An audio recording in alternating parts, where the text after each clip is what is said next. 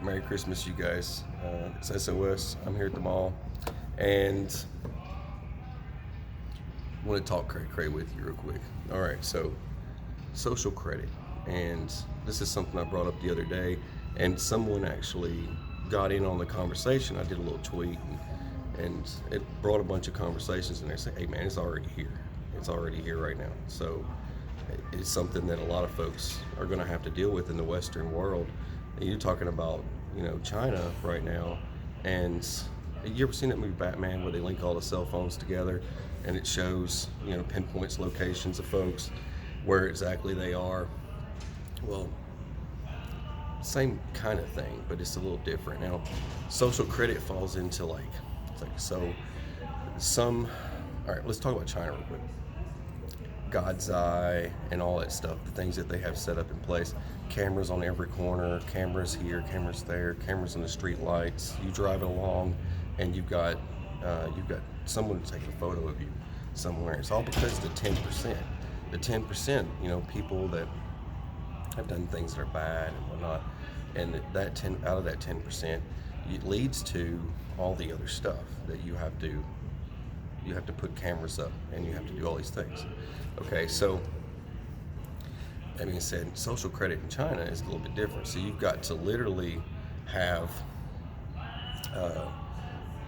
like photo IDs, pictures, and all these different things that are scanned. And so if you want to catch a bus ride, or if you want to ride in someone's taxi cab, that photograph, that scanned image, that facial recognition, right? So all that type of stuff is connected and linked into that. And so in order for you to ride, if you've said anything bad about the government, if you've done anything, and it goes with the things that you like, the things that you dislike, your political choices, your decisions, all these things are all linked into that social credit. And also goes with social credit goes into like social media accounts. So if you don't have a social media account, some companies won't even hire you. And this is something that we learned about, when we were transitioning out. There's this transitions assistance program where you're leaving the military. Okay, they'll call it like TAPS or some folks call it TAMPS, and there's DTAP. I had to take DTAP. That's for disabled. All right. So if you take these courses, a lot of well-educated folks will come up and tell you, hey, you should do LinkedIn. You should have these. I think 15,000 connections on LinkedIn. That doesn't amount to a hill of beans if you're trying to, if that's not in your job set. Some folks are just military, law enforcement, things like that. People I'm friends with, okay? So that might not matter to me getting a job. It won't matter if I, well, he has an account, but they will dissect all the things that they dislike about it, okay? All the things that I've said, all the things that I've done, they can dissect that. It's like, oh, well, this is the political candidate he likes, this is the person that he likes, and this is this, and this is that. So, choices. It's like choices, like kind of an outdoorsy person. I'm also into survival stuff, so that relates to other things. And they might not like what I've posted or said. So that goes into that too. That goes into that social credit. It's just one way of reading. It's like for folks that are on Facebook, you give up everything, and it's also your data being shared. This is the other thing with email and stuff. So this isn't just like cameras at Walmart when you're shopping. I mean, you can't even go to Walmart anymore without being smiled for the camera. You can't even buy freaking formula for your kid without being videotaped, because formula costs a bit, and because of that 10%, of someone trying to take that stuff and putting it in their pocket and leaving, that leads to that purpose reasoning for that. And it starts small. It's just like in the Western world, it's all started small, but this goes into banks, your purchases, where you spend your money.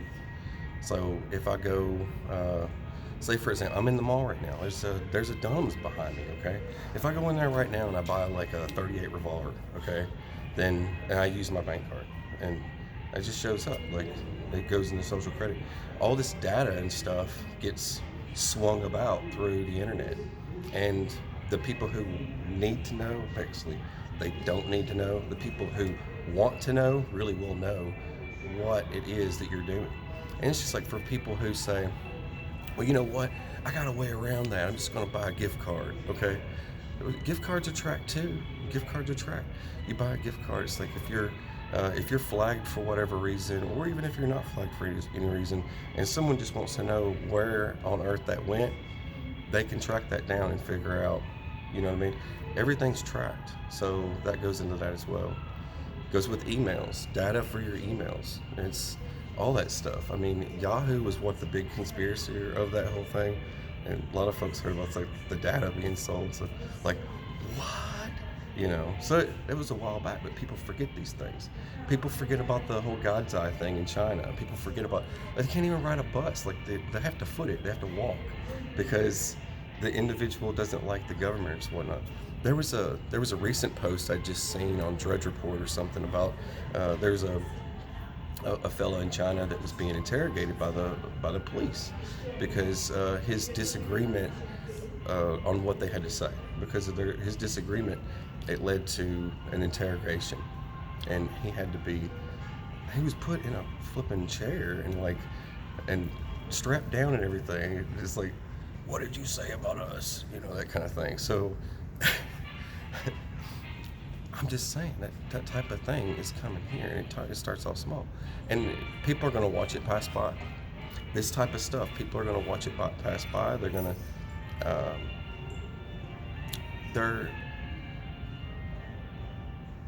they're going to watch it pass by. They're going to watch the whole world pass by. They're just going to keep doing it, keep going.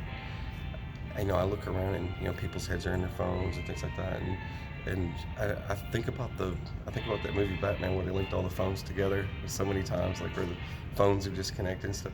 There's cameras and everything. Now there's cameras in cars, so you can't even ride in your car without being filmed, and then you go to wherever it is, you go to any location, or the cameras on your computers, your laptops, and all that stuff. So, and they were talking about incorporating, by a certain amount of time, you'll have to opt into this. If you're going to own a cell phone, you'll have to agree to facial recognition. You'll have to agree to it in order to even have a cell phone anymore. For most folks that don't know that, that's coming. That's in the pipes now. It's at the point now, it's like facial recognition is the thing. And they want to track every movement. They want to know what you're spending your money on. They want to know what you're doing and everything. And this goes into another thing that I was thinking about from the Twilight Zone. This old flick. Now, I watch a lot of Twilight Zone. I watch a lot of Forensic Files. I love that stuff. Me and the wife, we sit and watch that stuff all the time. But this goes into that one episode where the individual was considered to be obsolete. He was a librarian. He was considered to be obsolete, and because he was obsolete, he had no purpose. And because he had no purpose, he had to be put to death. So it goes into so many other things. How many of us in the future are going to be, I think I'm obsolete. I could already be obsolete. But anyways, this is just food for thought. It's something to think about, and this goes into my crazy thoughts. I had more to say. I was going down the road and I was thinking about so many different things that go into this, and it goes much further, much deeper than that. But it's already here. At one point we had this free world, this free, awesome internet. We could go on and express our opinions, post pictures of our kitty cats and stuff, and things. And I get conflicting stories. It's hard to make these videos. So you get criticism from both sides. It's like I've said before, Cheeseburger 99 makes a comment, and his avatar or his profile pic is a picture of his cat. He's holding his cat, and he's like an Old Spice commercial kind of thing. And I've got to reply to his comment where he's like, you're an enabler. You're helping the homeless and stuff like that, and congratulations teaching your kids to be enablers too. Congratulations on that. You're just doing a fantastic job. I have to deal with the abuse from other people's comments. You got to read through them, and you got to try and push some of it to the side. It isn't that not everyone deserves their opinion. It's not that. It's just there's a difference in opinionated people and stupid people, right? And stupid people get old. Keep that in mind, because you're going to be dealing with that a lot too. Angry, violent people. It's their personality traits, the way they see the world, and their selflessness, if they have it, or their selfishness. You know what I mean? That carries on with them as they get old. So keep that in mind as well. And then there's just, with all the hate in the world, man, sometimes I just want to put out some positive. And it really gets hard when you hear a lot of gloom and doom and type stuff all the time, and it does bother me. And I try to stay positive. That's why I post dad jokes on Twitter every now and then. I love dad jokes. They're awesome. Anything punny. You like punny comics? Punny comedy, right? Punny. I like punny. I love punny stuff. It's hilarious. Like the flamingo one. My wife told me to stop impersonating a flamingo, so I had to put my foot down. Anyway. Yep. That's me. All right. God bless you guys, and I hope I didn't freak anyone out. Take care.